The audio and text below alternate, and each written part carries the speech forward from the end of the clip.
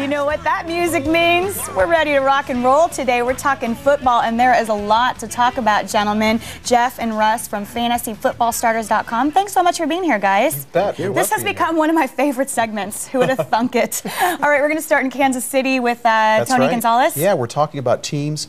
Right now, everybody's trying to qualify for their fantasy football playoffs. So we're going to talk about teams in weeks 14 and 16, once they make the playoffs, teams that have favorable matchups against the pass, which means, for example, if you have some of these players like Tony Gonzalez, the Kansas City Chiefs, he's going to be a great play. The Kansas City has not a real difficult schedule against teams versus the pass, so players like Gonzalez, their quarterback Thigpen, as well as Dwayne Bowie, those would be good plays. And what we're all about doing is trying to give your viewers tips. So another player, or another team, shall we say, is the New England Patriots.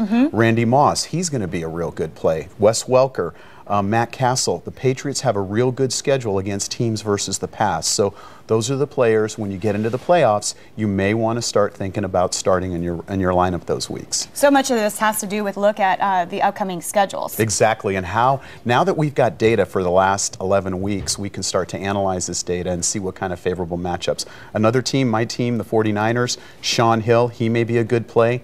Going into weeks 14 and 16, the Niners are, even though they're not playing well, and we'll talk about what they did against the Cardinals, some of the Niner players would be good starts in those weeks as well. Okay, and now we're going to move on to unfavorable matchups. That's right. Yeah, for unfavorable matchups in weeks 14 through 16, we're looking at three teams that all face three top 10 pass defenses those 3 weeks. And the first one we're going to talk about is the Dallas Cowboys. Huge rivalry here against Washington. They face two top 5 pass defenses in those 3 weeks, and we're looking at the Dallas Cowboys with Terrell Owens and Tony Romo and Roy Williams and Jason Witten all having very difficult matchups those weeks. So you might be better off trying to trade away those players right now as opposed to counting on them to help you win your fantasy football championship. See, I would be hard-pressed to trade away T.O. I would think that that's someone you got to hold on to. Yeah, it would normally be someone that you do, but when the matchups aren't there, you try and find other players that are of equal caliber that have much better matchups than he has. Okay, and next on our unfavorable matchup list is Cincinnati, right? Yes, the Cincinnati Bengals. Again, 3 top 10 pass defenses. They've struggled this year. Chad Ochocinco Johnson, depending as to how you want to call him, TJ Houshmandzadeh, Ryan Fitzpatrick, currently the quarterback. Carson Palmer may come back and play some, but these guys make lousy plays in your playoff matchups. They're last place in the AFC? Yes. That's right. Brutal. Just feel bad for them. But not about our Cardinals, huh? Big matchup this week. I know. Let's talk about that. Yeah, we think the Cardinals, and you know, every week we talk about Cardinals are looking really good. They really, really are. They got one last week. They got lucky last weekend, but going into Seattle, we think that Kurt Warner is going to, again, is having a great year. He's a great play this week. Same goes with Steve Breston, who's a wide receiver. He's getting a lot more catches because of all the attention that Larry Fitzgerald and Anquan Bolden are getting as well. So Larry Fitzgerald, we predict him to have a real good week, and I think, Russ, we predict Warner over 300 yards passing. Yeah, Warner over 300 yards passing, 3 touchdowns. We've got Fitzgerald and Bolden and Breston all with over 80 yards receiving. Fitz and Bolden having a touchdown in this game.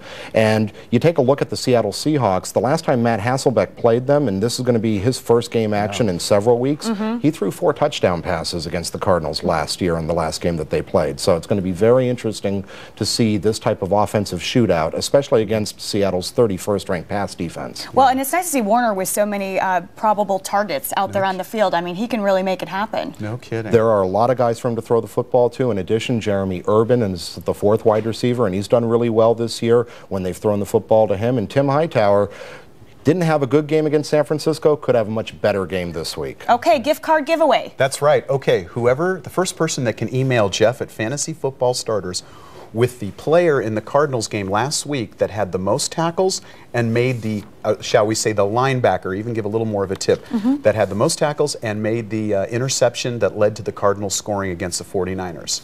Got a lot of avid viewers watching this. I bet you people are on the computer right now going, right. I know the answer to that. Email Jeff at FantasyFootballStarters.com. Okay, and their website, as he just mentioned, FantasyFootballStarters.com. Thanks, you guys. Always great to see you. Thank you. Appreciate having you on today.